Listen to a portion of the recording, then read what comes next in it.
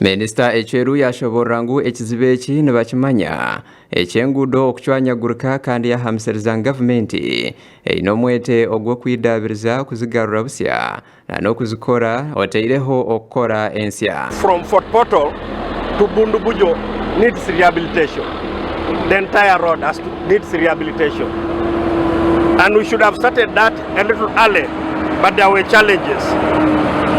So our coming to assess the road, first of all, makes it very urgent even. Ebi nibija bwanyuma y'okwetomba ebikwatiririne n'enguudo. Gavumenti erukurabira mu Ministry ya PIDA okubaasa kuteekaho ogundi muhanda ogwa harubaju ahabwa akanya bwanya ahabw'okworobya ebyentambura by'abantu hamwe n'ebyabo. In public, cause a diversion here so that people don't risk their life. First, I want to thank again the district leadership for blocking this very risky place where we're standing from vehicles, so that now the road has a very thin lane that they use. Oruguudo orwa Fort Portal okworekyerera Bundibugyo rutwire nirureebwaho rukora omurimo muhango omu by'entambura n'eby'entaasya ey'abahingi aba Kukorwa omu disitulikiti eya Bundibugyo hamwe na Ntoroko.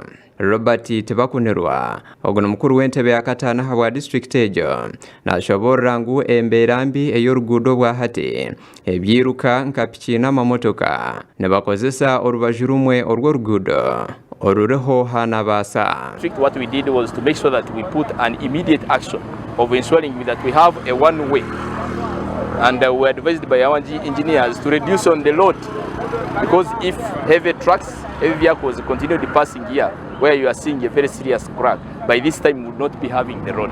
So our intervention also helped by ensuring that all the vehicles use the one lane actually. Abebembezi ba butosha nabo nibachura nibashobora ngu embeera mbi ey'oruguudo oru neyetenga okugira ekyakorwaho obwire bukiri kare okwerinda ebyakubaasa kurugamu nk'ebyentaasya okugaruka enyuma barikushaba gavumenti okurugayo kubitaahamu omu bwangu.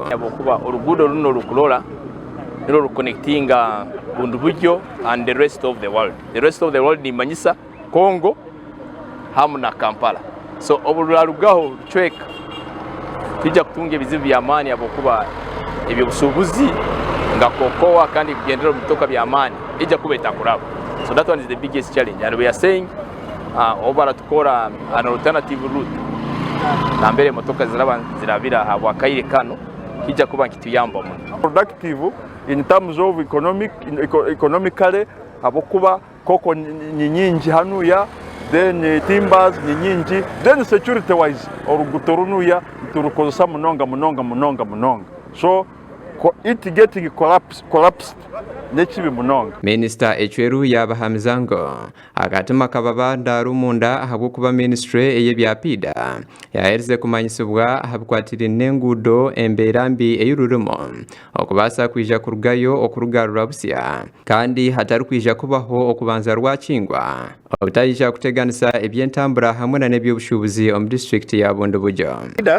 About what we have seen and tell them what we are suggesting to be done. And then some of them will want even to come and cross-check.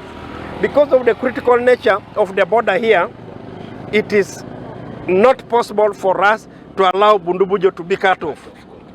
Bundibugyo will never be cut off. We will not allow, because of the economic considerations and other critical considerations. Obwe gavumenti eyorekyerire okukora haruguudo oru, Minisita Ecweru nashaba ngu habeho obugumisiriza na n'okukwatanisa hagati y'abantu ba butosha n'abebembezi obwo oruguudo orwa Fort Portal okworekyerera Bundibugyo bahereze kuruteeka omu mwanya gw'okubanza okwija kurukoraho ahabw'embeera nungi y'ebyentambura n'ebyentaasya omu kicweka ekyo. Amakuru aga gakushakirwa Justin Nyakaisiki ahabwa Tayari West.